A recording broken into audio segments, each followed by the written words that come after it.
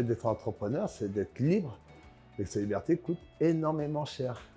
Et des fois, c'est beaucoup plus simple d'être employé qu'employeur.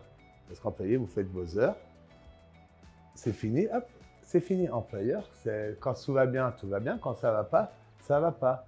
Et de toute manière, quand on est entrepreneur, il y a toujours quelque chose où ça va pas. Quand tout va bien, vos employés vont bien, l'affaire tourne, tout va bien, tout marche bien, vous asseyez, vous fumez une cigarette, buvez un verre tranquille, vous profitez du temps parce qu'à la 7e minute, il va y avoir quelque chose qu'il va falloir gérer. Il y a toujours quelque chose. C'est incroyable.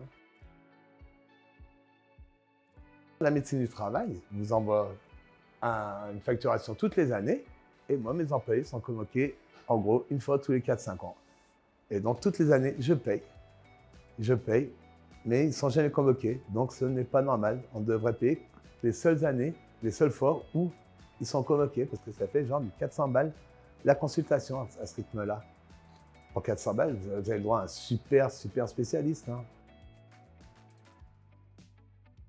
Disons qu'une augmentation des salaires comme ça pour les petits commerces, 10% plus le 13e mois, c'est juste, ça fait beaucoup trop. S'il n'y a pas de baisse conséquente de charges en contrepartie, parce que c'est juste pas possible.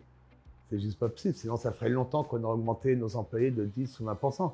Je pense qu'ils ont intérêt de vraiment très bien réfléchir à la manière dont ils vont le faire. C'est juste pour augmenter, dire qu'on augmente pour augmenter, si c'est pas augmenté, mais qu'en fin de compte, c'est l'entreprise ce soit l'entrepreneur qui perd des sous, ils vont limiter les emplois, quoi. Au lieu de faire du travail par 3 personnes, ils le font faire que par 2. Hein. Je sais pas. C'est un gros sujet, ça.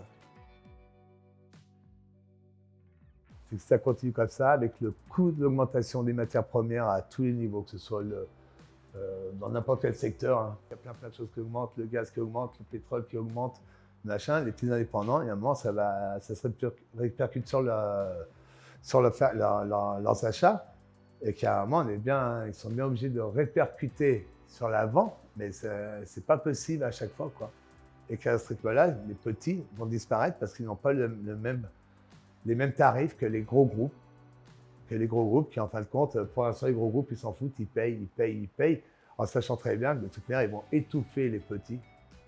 Et que les petits, un jour, ne pourront plus continuer. Ce n'est pas possible.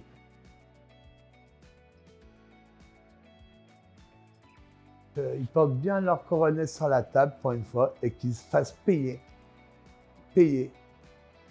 au moins au même niveau que les indépendants, les gros groupes à tous les niveaux, qu'ils les facturent à la base, peu importe qu'ils se servent à la base, mais il y a un moment, il faut arrêter de prendre les gens pour des imbéciles, de nous faire croire que c'est que ça, et qu'en continuant à laisser les gros faire des milliards et les condamner et les taxer à que dalle.